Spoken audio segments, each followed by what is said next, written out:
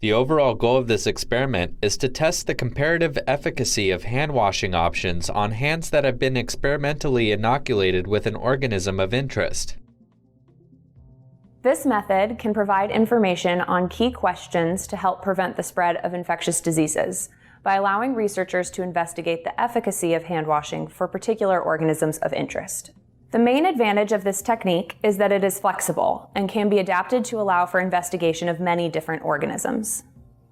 We first had the idea for this method when we realized chlorine solutions were being used for hand washing in Ebola contexts, and there was no evidence for the efficacy of this at the time.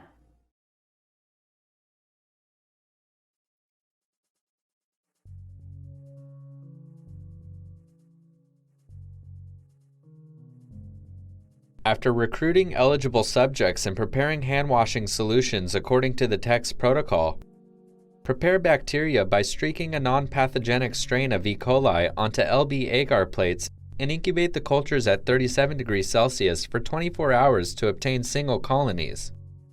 One day before the start of the experiment, use a sterile loop to grab a single colony from the plate and inoculate 10 milliliters of LB broth.